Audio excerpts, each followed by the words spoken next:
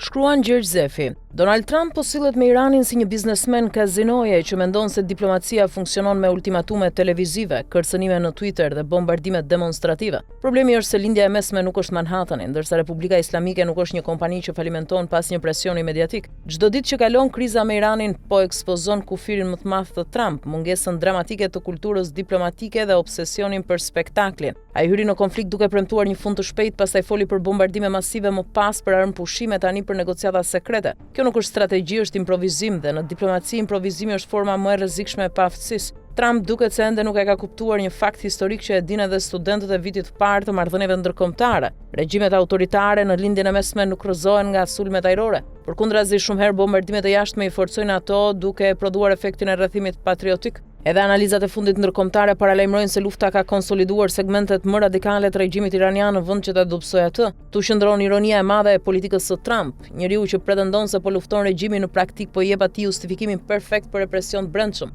Sa herë Washingtoni kërcënon me shkatërrim total, garda revolucionare fiton oksigjen politik për të shtypur protestat dhe për të etiketuar çdo opozitar si agent amerikan. Historia moderne e Iranit e ka treguar qartë, kërcënimi i jashtëm gjithmonë ka prodhuar nacionalizëm mbrojtës, ndërsa protestat e brendshme ekonomike, sociale dhe politike janë i vetmi mekanizëm që realisht ka tronditur themelet e regjimit. Protestat e viteve 2022-2026 kanë krijuar një erozion të thellë të legjitimitetit të Republikës Islamike, sidomos tek rinia urbane, gratë dhe shtresa e mesme iraniane. Nëse Washingtoni do të kishte një strategji serioze dhe jo teatrale, fokusi nuk do të ishte te raketat, por tek mbështetja politike dhe diplomatike për shoqërinë civile iraniane. Presioni ekonomik i targetuar ndaj elitave represive, izolimi diplomatik i gardës revolucionare, mbështetja për lirinë e informacionit dhe ekspozimi ndërkombëtar i krimeve të regjimit do të kishin më shumë efekt se sa çdo show bombardimesh për kamerat amerikane. Disa analistë perëndimore kanë thënë hapur se vetëm kombinimi i presionit ndërkombëtar me revoltën e brendshme mund të sjellë ndryshim në Iran, por Trump nuk mendon në terma afatgjatë, ai mendon në edicione lajmesh 24 orëshe. Për këtë arsye, politika e tij ndaj Iranit ngjan më shumë me një reality show agresiv sesa me një doktrinë serioze të sigurisë kombëtare. Në fund, problemi qëndron në faktin se a e ka durimin strategjik administrata e Trump për të kuptuar se regjimet ideologjike nuk rrëzohen nga arroganca ushtarake, por nga kalbëzimi i brendshëm, dhe ai kalbëzim në Iran